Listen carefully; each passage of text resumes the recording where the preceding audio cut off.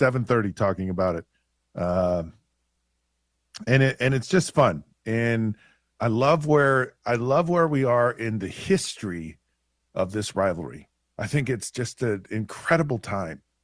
And it's been a rivalry that's just ebbed and flowed, and it's just beautiful. It's just a thing of beauty. I seriously, I absolutely love it. And so we're going to continue in that vein today. And I'm going to do a pretty deep breakdown of this game today on the show, so I'll be ready and know what to expect and know what not to expect. And it'll be fun.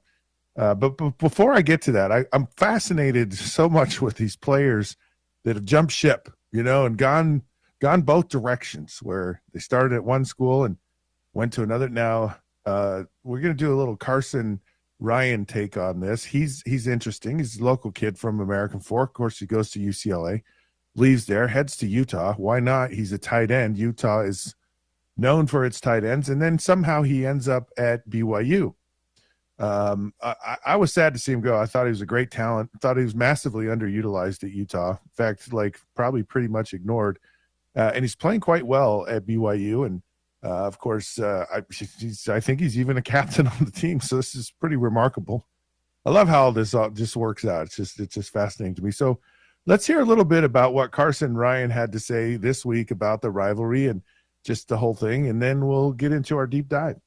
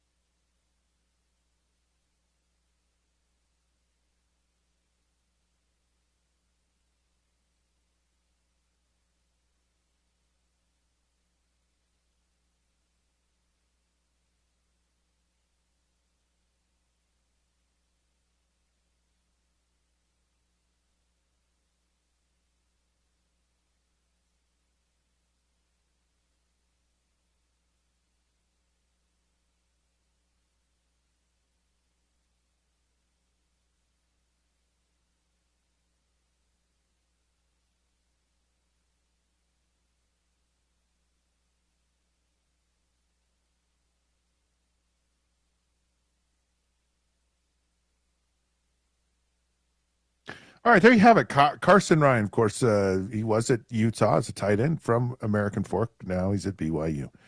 There's a lot of interesting things there that I kind of find fascinating. First of all, someone asked the question, how do you take emotion out of it? And I'm like, well, if you take emotion out of football or sports, then don't play. Like, this is an emotional game. It draws out emotion. That's why we love it. We love people who have passion, who have emotion, who, and it almost seems like, what's the point?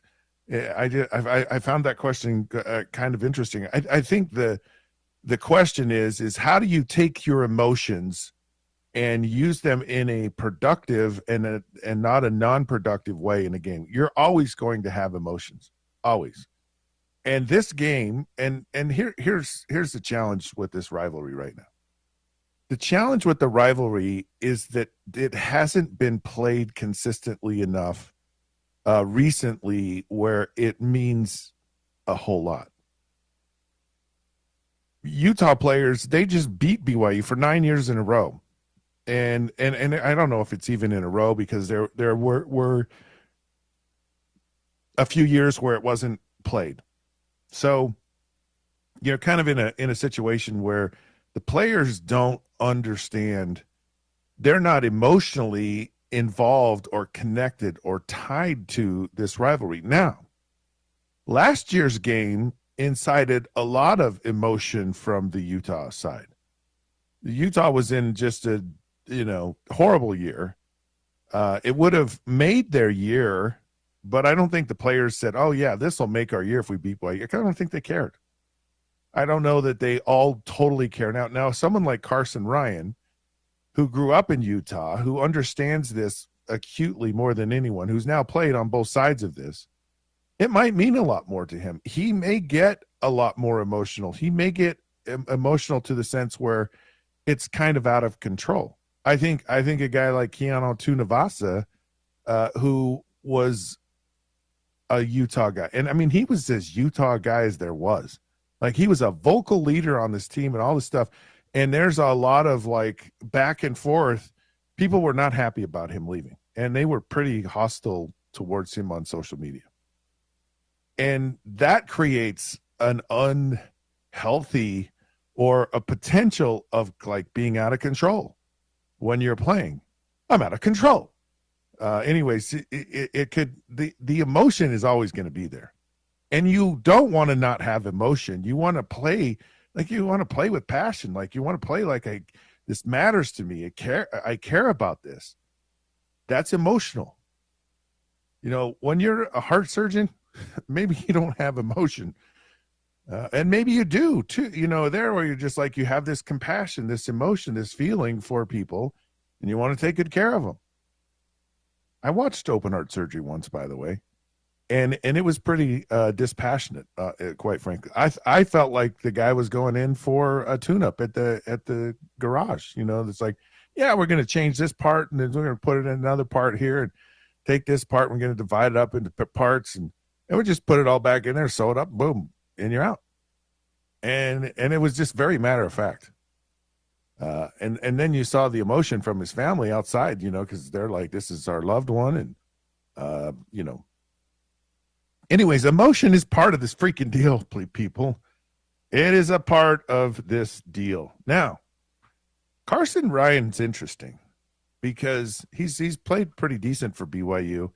And when you're a young quarterback and you're trying to figure things out, because here's my issue with, I think BYU has done, like, they've come leaps and bounds from their first year in the Big 12.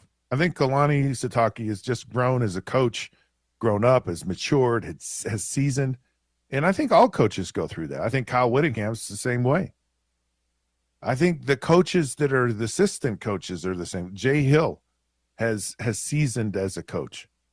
A-Rod is seasoned as a coach at BYU. And the same, and I think Jason Beck has seasoned as a coach at Utah in this season. Like, he's gotten better. He's gotten more comfortable. He's a guy, you got to remember, relatively young in the coaching as far as his experience. And what you have when you have these younger guys that are trying to get seasoned, there's the potential for the pressure of this game getting to you. When you haven't been through it before in your current status as a coach or as a player, so you're a freshman, you're Bear Bachmeier, and you haven't been through this before, how do you respond to this? How do you control your emotions? How do you create a scenario where your emotions don't get the best of you? And that's really what, you want to have emotion. You just want to direct it in the right way. Now, I don't know if you listened to my Thursday show. I talked to Jim Fannin, who's the zone coach. He talks about this all the time. Like, you want your focus, your emotion, you want your energy away from you. You want it focused on your opponent. When it gets stuck inside of you and it just gnarls around in there in your gut, and then you get like the jitters, and some guys get it so bad they puke before a game. And you got to learn how to direct that energy into a healthy and productive way. And often, sometimes it takes teams a quarter, a drive, a half, before they figure out how to do that. And this game, and that's why this game is so interesting and compelling, is because it comes with a heightened sense of emotion. It's not the same. It's not the same as any game. And if you go into it, and so I'm fascinated to see, because I believe Utah is kind of off in their corner. They're like, we ain't talking about this. Like if we ever wanted to win a game this year, it would be this game. I think they're furious about last year. I think they have something to prove. I think, and so kind of taking this emotion from this game in a different direction, where BYU is like, look, we're home, we're 6-0, we're just going to go about our business as normal. Now, that could be a facade. That could be the sweet, sappy, nice coach who said, publicly, everyone, you just say it's business as usual. But behind closed doors, it's like, no, this is a different deal. Okay, so I want to break down some of the things that I think are really significant about this game. And the tight end is one. And it's part of why I wanted to play Carson Ryan, because when you're a young quarterback, so Bachmeier is a young guy. And he's never been through this. And that's what you get with a freshman. If you're playing a freshman quarterback, it's either you're desperate or the guy's uber talented and you're willing to put up with the growth. And I'm more of that person, and it depends on who I have behind him. And I'm more of that person because I believe there's no better teacher than experience. And so you go out and you experience things, and you experience it for the first time, and you go, oh, that wasn't so bad. Or, okay, that's what that was like, or, oh, man, I really messed up there, or, no, I nailed that one, right? And it's a mixed bag of what kind of results you get from a freshman quarterback, because they're just things they've never been through before. And the only way to go through them is to play in games. And you hope that there's enough good, and I think BYU felt like, look, our defense is pretty good, and, we're a pretty good team other than the quarterback. Or experience, not that he's not good, but he's just inexperienced. So a tight end kind of is your buddy. And he's your buddy for this reason, is he's right in front of you. So if you're underneath the center, you're behind the offense and defensive line, the first thing in your vision is right in front of you. And you can't help it. A quarterback doesn't take the first snap, or you don't look off to the left side of the field or the right side of the field while you're snapping the ball. So your vision, and you should read the field from the middle out anyway. And where are the tight ends? They're usually right in the middle of the field. So you see them first. You typically, with a young quarterback, get comfortable with the tight ends because they're right in front of you. And then the second level is to look outside. And then you go, okay, and I got a wide receiver out here. Can I really see him? Because he's further away. Sometimes he's obscured. The throws are more difficult because there's more distance. And then it's, usually short. Well, we'll just throw a short hitch or a short out or, a quick slant or whatever, because those are easiest to read. They're kind of right in front of you. You get rid of the ball quick. There's all this stuff, right? And then it's moving the ball down the field to the outside and actually throwing the ball in, the second level, third level on the outside. Now, sometimes the third level is easy because pre-snap, I'm just going to that guy. I'm just going to drop back and throw it to the outside. There's not rocket science behind that. But tight ends, and so the tight end does become an issue in this game because you got a young quarterback who he's going to feel really comfortable with that guy. And that's just kind of the nature of things. So really stopping the tight end in the throw game is a very important thing. It may not normally be the most important thing, but this week I think it has a built-in significance that it didn't have. Now, another thing is the crowd. 65,000 people at Lavelle Edwards Stadium is a lot, and it's the biggest crowd that Utah will face this year. And it's a crowd that BYU loves to feed off of. Got a great student section, and these folks are going to be riled up, just so you know. They're going to be pumped out of their gourd. They're just going to be ready for this. It's 2 nationally ranked teams. It's prime time on television. The folks in Provo are going to be hopped up on Cougar Tails. I'm just telling you. The sugar from the Cougar Tails and the maple, syrup and the frosting is going to be at an all-time high. Now, it's really important that you eliminate the crowd or manage the crowd in this game, because they're nervous on top of it. Because BYU's crowd is a little nervous because they don't know how good their team is yet. And this is going to be the test, the biggest test that they have faced all year. This is not the biggest test for you. Texas Tech was the biggest test for Utah, and they didn't pass that test for whatever reason. And it was at home, and it was very similar circumstances. So this is a big test for this Utah team, this BYU team. Now, it's so important that you have to embrace the crowd. You have to embrace it. So the communication has to be there. You have to just celebrate and get excited, because there's nothing more satisfying than silencing 65,000 people. And you really have to work to make sure that you do that. Because I believe BYU really plays off of that emotion of the crowd. They love that crowd, and getting the crowd out of the game, I think, is a very important thing.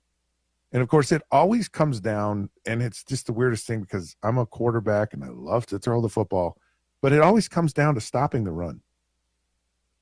And really, it's because running is establishing the line of scrimmage. It really is. And Utah has done such a nice job with Devin Dampier when they run the ball, but then when they throw it, he's had an incredible pocket to throw from. And if it ever, on the rare occasion, breaks down, it doesn't matter, because he's going to find a way to get out of it. He's not an easy guy to sack. He is, I've seen situations where I said, there's no way out of this. And he finds a way. And he even admits, he goes, look, this is my superpower. So, but being able to run really will, because I think Utah can throw the football. I think BYU is expecting them not to. And I think through the run, you can do that. And so it's so much on the defensive side of the ball, stopping the run. And to me, it's where BYU has got Utah in the past is on that weak side cutback run. And it's the cutback defender. So there's a force defender, there's a fill defender, and there's a cutback defender. And that's how you work the gap. So if the ball goes one way, there's got to be a fill, an edge, and a cutback. And the cutback guy, when Utah has not done well, is the one that's where the runs come from. Usually play side, Utah usually handles that very well. And then like I said, being able to run the football, and this is where you say, this is who we are. This is how we play. We're not going to get away from that. And we're going to, and Utah, they have this offensive line. They play really well when they run downhill. So it's kind of right at you. They're not necessarily an edge team, but it's a lot of run downhill stuff. And when you have the quarterback involved, you have the two running backs, and now you have Daniel Bray. And I would expect you're going to get some Smith Snowden. And there's one thing that Utah has not done, and this is the other thing. These coaches are going to pull out the trick plays, right? They're coming out. Okay, Aaron Roderick, every trick play, he gets about the 30-yard line going in, and he's going to come out with a trick play. He does it. It's kind of his MO. It's something he's done. And these coaches know each other, by the way. They all know each other. So they're going to try the trick plays, the double passes, the double moves, the reverse. I think Utah got burned on a reverse from West Virginia, and you're going to see it from BYU. And so you really got to be aware on defense of the trick play and kind of when it happens is the other thing. And then for Utah, it's making a young freshman quarterback feel uncomfortable. And they've done a pretty good job this year of getting to guys and getting them uncomfortable, even though they may not sack someone. If they get close and they're getting hits on quarterbacks, it really creates situations. So they want to make a freshman quarterback feel uncomfortable. They don't want him to get home crowd and get confident and get all of these things. And it's really about pressuring into turnovers. And that is a huge part to me of where this game goes. Seems good. And those are kind of the key points for me. So look, it's going to be an amazing game. It really is. There's more on the line on this one than any other game ever. So I can't wait. I'm just so excited about it. We're here. It's Friday. It's going to happen. Now, I've given my prediction, and I think the final score is going to be 31-17 for Utah. I just feel like they're the better team. And I'm a homer, but I'm an honest homer. Like I will call it as I see it. And I just think Utah's just a more complete, better team than BYU. Anyway, so that's where it's going. We'll see what happens. Right now, of course, we have none other than Tim Brown with RGS Exteriors on the line with us. It's Friday, Tim. How are you? Welcome to the show. What's your prediction for this game tomorrow? All right, so I'm going to be a total politician here. How's that for an answer? I love it. That's your job. You got to be a politician. I think I'm going to say 24-21. All right. I'm going to say BYU with the win if they are 100% healthy. They say Jack Kelly that Kelly's playing. If DeMooney's playing, if all of that happens and they're 100% healthy, then I say BYU 24-21. If that's not the case, then I'm going to say Utah 24-21. Oh, so you think it's about having a complete team? Well, that's the part that's the difference in the game to you. Well, it is, and look, that's the difference in every game, right? Let's be honest. But I think why it matters so much is the linebacker core. I think when you got a quarterback like Utah has that is so athletic and so skilled and can do so many things, the way you stop him is with really good linebacker and safety play. Keeping somebody in the box to spy him and be able to still have man coverage, which I'm sure that's what Jay Hill's going to do. He's going to play man and then spy and try to contain him. If they can do that, then I think BYU's defense is good enough. If they can't, I like that. Utah's going to beat them. And the advantage Utah has is BYU has a true freshman quarterback. Utah's defense is going to give him fits, and they are going to make him make mistakes. I'm sure that's going to be the strategy. It's about stopping the run, making the quarterback feel uncomfortable. I definitely think that will be the strategy. It's talking about a good team. RGS Exteriors is an amazing team. You guys have been in business for 5 generations. You are the longest standing home exterior company in all of the state of Utah, something that I'm sure you're really proud of. And what does that mean for folks out there? You've been around a long time. What's the value in that? Yeah, we talk about it all the time because Okay, we've been in business for a long time, so what? What does that mean to a homeowner?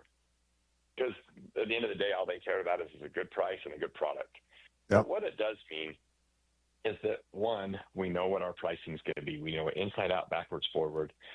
Any one of my sales reps can be at a customer's home, and the job's going to be within a couple percentage points of each other, just the way that they measure it up, and it's going to be the exact same price. So there's no fluff, there's no games, there's none of that. We're consistent. We understand our business. And then the most important thing is when an issue comes up, because unfortunately in our world, it's not if, but it is when something happens 5 years, 10 years during the process, a mistake's made. How are you going to know and trust that the company or contractor is going to fix it? And that's where we are going to shine above everybody else. Because we've been in business for as long as we have, because we take care of our customers, there is not going to be an issue. Again, it's not a matter of if, but when a mistake happens, and the company that's going to handle that, own it, fix it, and take care of it, and that's who we are. So you specialize in, of course, replacing siding and gutters. James Hardy Siding Board is a big part of what you do. But you're now bringing some focus into decking and windows. So you're really kind of a one-stop shop for people. Well, we are, and I think that that's actually one of the things that gives us a big advantage is because a customer sometimes wants to do, a roof. They want to do gutters. They want siding, windows, maybe decks, or maybe all the above. We literally can be that one-stop shop. And why that's important and why that's really critical is to hire somebody like us that specializes in all those things is because, unfortunately, in our world, people tend to point fingers. And, oh, that wasn't me. That was the roofer. Oh, that wasn't me. That was the siding guy. Oh, that wasn't me. It was so-and-so. Well, and if you don't do it all, then it's real easy to point fingers, and nobody's going to take responsibility when there's a mistake or an issue. But when you hire a company that does it all, there is zero pointing fingers because it's us. We got to own everything, and it's something we're really proud of. The other thing, too, you talk about a team, and what makes a team special is good coaches, right, and or players. Let's just call a spade a spade. The reason why BYU has gotten better the last couple of years is they're paying for it. They're paying the players. Well, essentially, we do the same thing. Why are we better than everybody? Because we pay the best people to be in the best positions, and I surround myself with the absolute best of the best in the industry. If there's somebody that is good at what they do, I find them and they come work for us. Not only do the folks at RGS say they're the best, the folks outside you say you're the best as well. You've won multiple Best in State awards just recently. You won 4 more this past year, so that brings your total to 21. But you also have won the very prestigious 2025 Guildmaster with Distinction Award. Why is that so important for folks to know? Yeah, I appreciate you asking. I know we've talked about it before, but really why that matters is the Guild Quality is an organization that surveys customers that are independent. They have nothing to do with me or my company. They're not even from Utah, but they just independently survey customers. And to get that award or get that distinction, 95% of your customers have to recommend or refer you, which that doesn't sound that high. But when I tell you the national average is 50%, so when Guild Quality surveys customers, the national average is 50% of people would hire their contractor or refer them again. 95% of our customers do that. And again, that's independent data. So it's something that we're super proud of, and it's an award that, frankly, is probably the hardest to get in our industry. Protect your biggest investment, and that's your home. Take care of it. You can not do a better job by taking care of it than replacing the outside of it, and RGS Exteriors can do that with high quality people and products, and they warranty it for a 10-year warranty. It's an amazing thing. So go check them out. It's RGS Exteriors. Call them 801-280-3110 or go to rgsexteriors.com or utahgutter.com.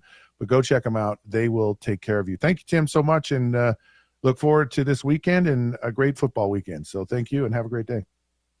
Thanks, guys, and have an amazing day, and let's enjoy Saturday. Let's do it. All right. We're going to take a break here on the Down and Dirty. We come back. It's the NFL News and Notes. I'm actually going to go through and pick my NFL games. I was, 12 for 14 last week, so we'll see where it goes this week. We'll do a deep dive. And the Geriatric Bowl happened last night. Oh, that was a telling thing. It was shocking. I don't think anyone saw that one coming. That and so much more when we return.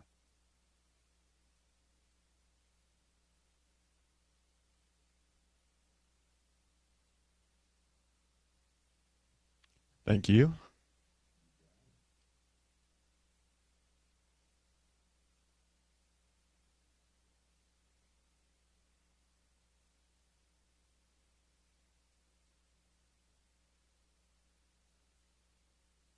One sec.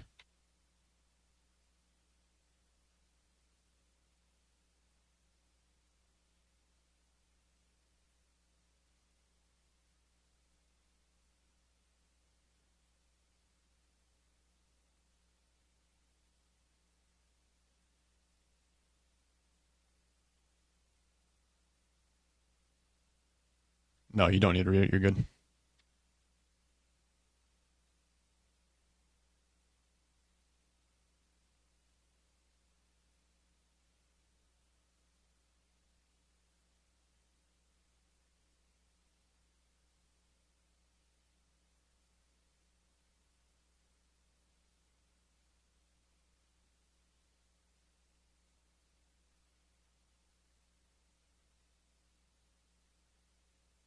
You got 18 minutes and 52 seconds of airtime.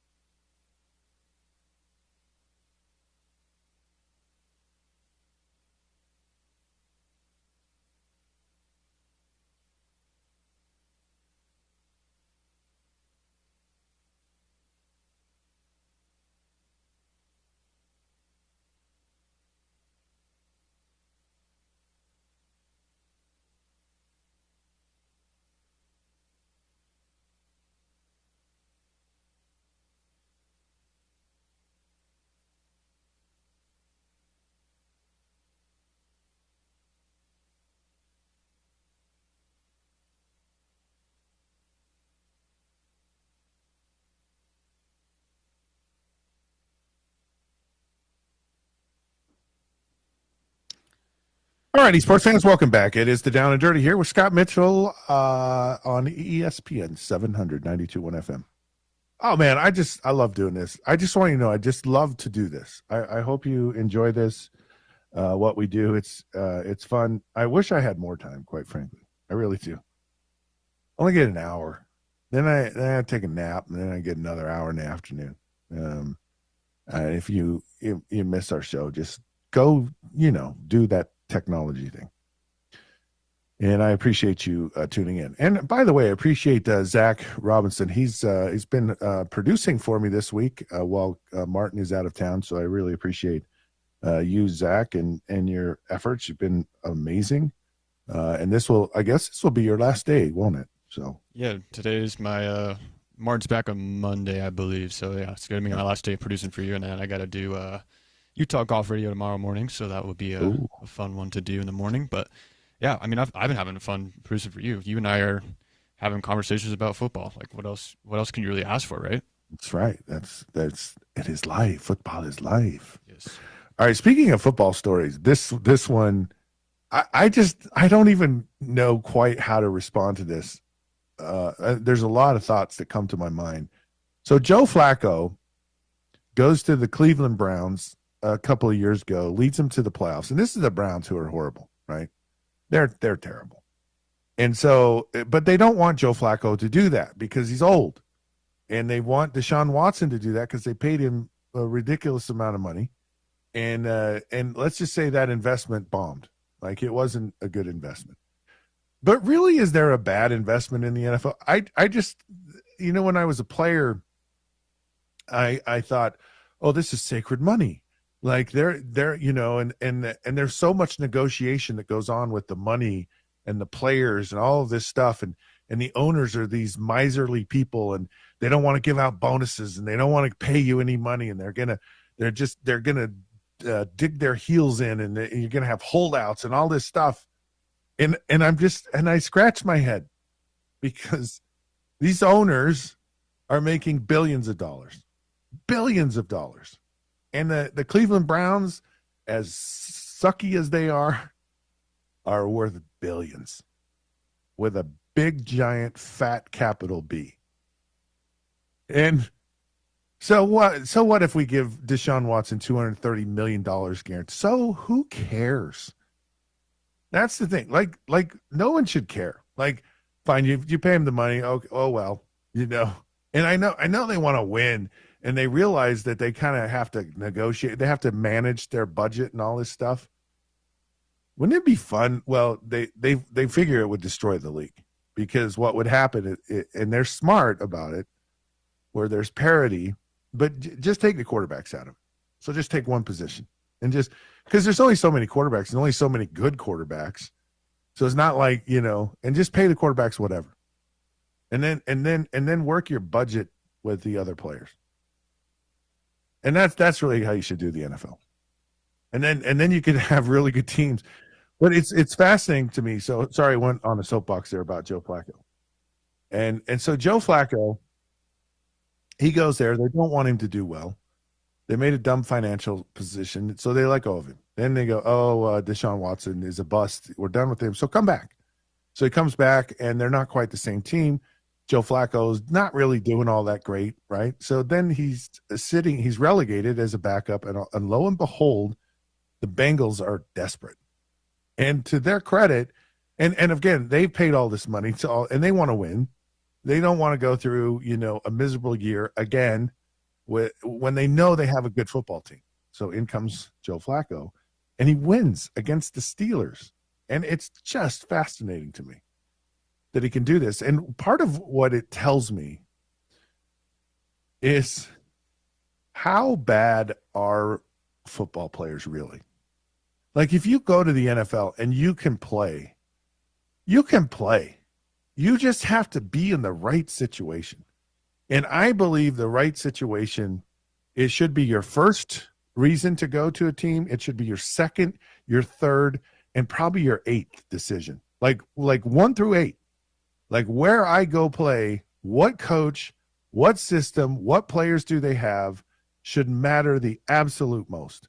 And I really, really wonder who out there is languishing like a Joe Flacco, or maybe even out of the league right now, or maybe if they were just in the right situation, what would happen for them?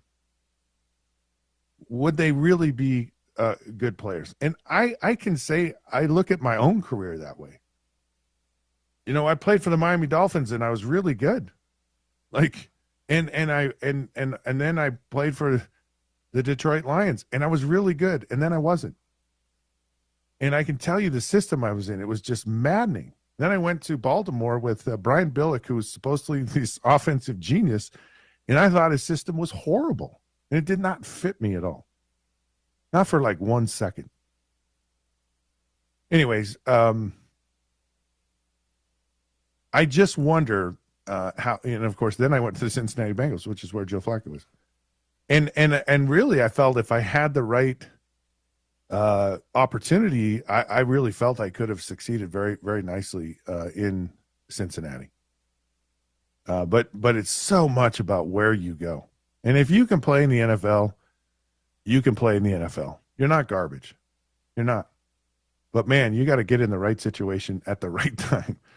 And I think that was the biggest thing that jumped off the page to me.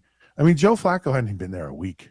Just come in there and just throw for over 300 yards and threw the ball just nicely. And it was awesome. I think I'm going to take a break right here. And when I come back, I'm going to give my predictions of teams because I want to do this. I want to keep doing this every week through the rest of the season and just kind of see, see how if I'm any good or not by the time this whole thing's over. This is ESPN 792.1 FM. But before I leave, I just need to tell you about my good friends at Weight Vision because I love those guys. They've changed my life. I had issues with my eyeballs, and they fixed them. And boy, did they fix them. And I had refractive lens correction surgery, and it was incredible. And I can see near, I can see far, and they will take care of you. Dr. Waite is one of the best in the business. Any kind of issue you have, they'll do a complete workup, and they'll decide the plan, the procedure that's best for you. They're awesome. They're amazing. They're right there in Lehigh, Thanksgiving Point, right off the freeway, UCCU building. It's waitevision.com, W-A-I-T-E vision.com. All right, we'll be back in a second. ESPN 792.1 FM.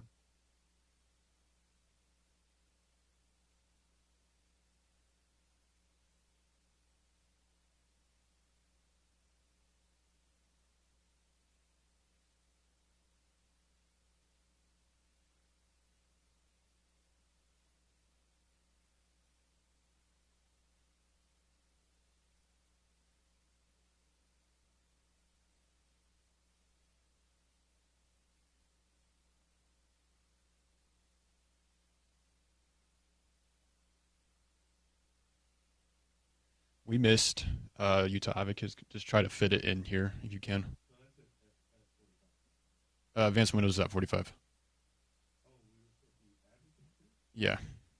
So it's okay. If you can fit it in, and we'll be good. Okay, sweet. You should have a copy of it.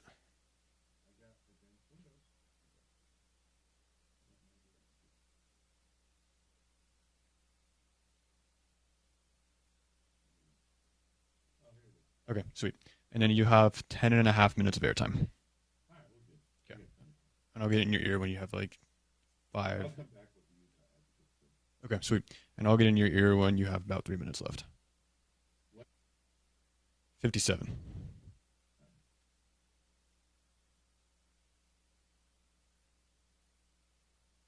Got you.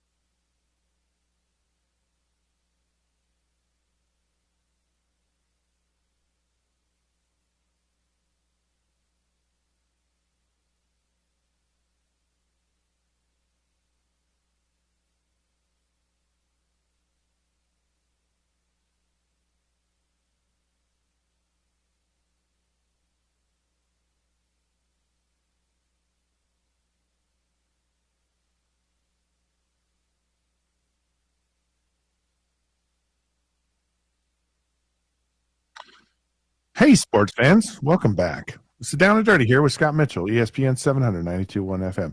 Utah fans, football is in full swing. Oh, boy. And it doesn't get any fuller than this weekend with the rivalry game.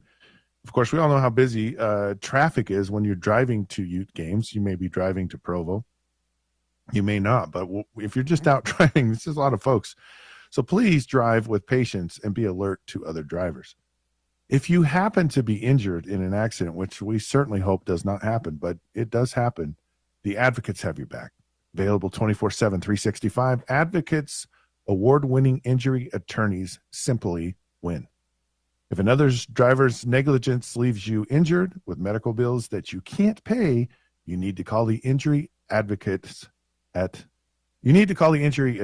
the Advocates. No cost consultations. Never pay a dime out of pocket while the advocates work on recovering the compensation you deserve. They also handle motorcycle accidents, even if you're injured jogging, of course, auto accidents, and even dog bites, believe it or not. So please drive with extra caution, especially when dropping the kids off for school. Utah fans, you don't deserve to be in an accident, but you do deserve an advocate. Call 801-355-5550 or go to utahadvocates.com. Go Utes. All right, go Utes is the thing, but we're going to go to the NFL here for a minute. And I'm going to give my predictions for the old weekend that is the NFL. All right. Of course, it starts off in London. Los Angeles takes on Jacksonville. I'm going to take the Jaguars. I know this is crazy. Puka's out, but I just really feel like it's a shorter trip for Jacksonville. Los Angeles got to go all the way across this country, and then they got to go all the way across the water, and then they got to go to England. And Jacksonville, they just got to go over the water. So it's a Puka water thing for me. New Orleans is at Chicago. New Orleans is not a very good football team. Chicago may be on the verge of being a better team. You know, I think Chicago might fight to be a playoff team. Of course, they won a big game against the Commanders. I think Chicago's going to win this game as well. By the way, that first game, even though it's in London, Jacksonville is the home team, just so you know. And their owner is pushing hard. I think Jacksonville has the most overseas games of anyone. Miami's at Cleveland. Talk about these are two train wrecks right here. I think the lesser of the two train wrecks is Cleveland. It's hard when you have a rookie quarterback to figure out to win, but I think Miami's about the hottest of messes. And I'll just tell you right now, if Cleveland wins this game, Mike McDaniels is going to be fired. Like it's just not going to go on from there. Like you can't go to Cleveland and win this game. Now this game has significance to me because it's the first game I ever played when I was at Miami and we went to Cleveland. So kind of just the game in and of itself brings back memories to me. In fact, it was the 1st of October. We're kind of in the middle of October. It's like the very 1st of October. And that was some 30 billion years ago, but always brings up a memory to me, but I believe Cleveland's going to win this game as well. New England is at Tennessee, and I think Mike Vrabel's going to go back, and they're just going to wish he would stay, wish that he'd never gone. And, of course, New England is going to beat Tennessee. The other side of it is you've got Las Vegas at Kansas City. And Las Vegas just doesn't have they don't have a lot of players. They just don't. And it's kind of sad. I feel I don't know why there's certain coaches that I just really like. And anytime they lose or they're in a bad situation, and that's Pete Carroll. I don't know what it is about Pete Carroll. Now, I remember when he was with the Jets as an assistant coach, and Pete Stoyanovich missed a field goal, and he did the choke sign. I think he got fined for that or whatever, but still, Pete Carroll he's just one of those people you just like, and I certainly like him, and so I feel kind of bad that the Raiders are not that good. I thought they would be a little better than they are, but I don't see them going into Kansas City. Kansas City it feels like they're a team that's kind of maybe turning the corner with heading into the season. I said it, Rusty Keys. I said it. Of course, Rusty Keys is he's an on-air host at FM 100.3, and he's a good dude. And he is the best, biggest, brightest Kansas City Chiefs fan in the world. Always fun to have conversations with Rusty Keys, and I always like to give him a shout out because he's a good dude. Now, of course, none other than the voice of the Utes is Mr. William Riley, Bill Riley. He's a big Chiefs fan as well. He's from Kansas City, and I don't know if he's from Kansas City, but he's from that area of the country, and he's a huge Chiefs fan. So the Chiefs fans, by the way, are some of they might have some of the best fans I think in the entire country, and I think they're kind of going to make a move. I don't know where they end up this season. I know they're going to be in the hunt for the playoffs, probably make the playoffs, but. I don't know if they're going to go back to Super Bowl. That's hard to do. Philadelphia is at Minnesota, and I'm picking Philadelphia.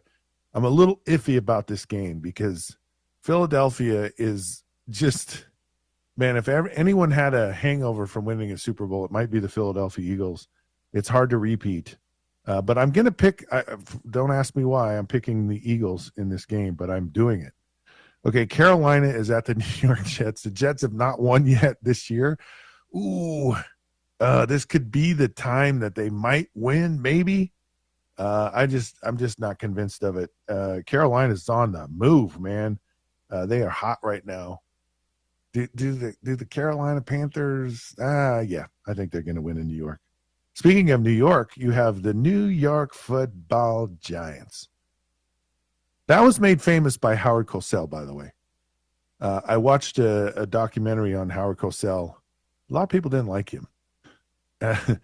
He was a polarizing figure, massively egotistical and very opinionated. And yet, when he got away from all of that stuff, people liked him. Mainly his dog and his wife. And that's about it. And his kids. And I don't know. I don't know Howard Cosell. But I have heard him before. I mean, I've been alive. I was alive when he was around, but very, very much. This game right here, Indianapolis at the Chargers. This is a tough one. This is a really tough one. I don't know the Chargers. No, I'm going with the Chargers, and it's probably stupid of me to do this because I picked the Chargers to be in the Super Bowl. I think it's home. I'm going with the Chargers. Washington's at Dallas. I'm actually, believe it or not, I'm going to pick the Dallas Cowboys. Can't believe I'm saying that one either. I don't know why I'm saying that one, but I am. So we'll see where that goes. The next one is Green Bay is at Arizona. I think Green Bay is going to win this game. I think I shouldn't pick Arizona. They just always disappoint you. Don't pick them. Atlanta's at San Francisco. This, to me, I should say, is an easy one. It's just weird going across the country. Atlanta had a big win last week at home. I believe San Francisco will win this game. Tampa Bay at Detroit. What a great Monday night matchup. That's going to be phenomenal. And we're going to call it I'm going to go with Detroit. They were not happy about last week, and they're going to get rebound. Of course, Houston's at Seattle. Another Monday night game. I'm actually picking Seattle. So I did it all. We'll see where it ends up at the end of the day. FYI, our good buddies at the our two baseball teams that we've adopted, the Brewers, they're out of suds. I just don't see them coming back. They're down 3-0. The Dodgers look too good. And, of course, the Mariners are all squared up at 2. So they're in a battle. And, of course, you remember they were in the other series. Wouldn't it be great that it came down to Game 7 and they won in dramatic fashion? I would just absolutely love it if that were the case. Anyway, so there's my roundup of the NFL. And, of course, Scott, remember you got advanced windows here. Our good buddies at our baseball teams. Hey, I just want to tell you about speaking of good buddies, my good buddy Nate Orchard. Of course, he recently was selected to join the Utah Athletic Hall of Fame. That's right. He's the mayor of Sac Lake City and an NFL superstar. And you've heard about Advanced Window Products. They're Utah's #1 window replacement company. And they now have their fall special, which is incredible. You can get $2,500 off when you buy 10 windows or more. It's an amazing deal. And they are a local company operated by Nate Orchard, the mayor of Salt Lake City. Yep. He's using his skills to help Utah homeowners save on energy bills with the most energy efficient windows around. I am sold on this deal, and I'll tell you why. I have his windows in my house. He put them in. They're amazing. They did an incredible job. You want to get that same deal. I'm just telling you. Call Advanced Window Products, 801-850-9100, or visit advancedwindows.com. Don't miss out on $2,500 off when you buy 10 windows or more. Give the mayor a call today, 801-850-9100. You won't regret it. Advanced Window Products, building, installing, and guaranteeing the best windows in Utah. Hey, that's all we have for today. So thankful that you tuned in. Man, it's going to be a great weekend for sports. Can't wait to watch it. Hope you enjoy it as well. This has been the Down and Dirty with Scott Mitchell here on ESPN 792 on FM. The Sean O'Connell Show's next. Until then, we'll see you then.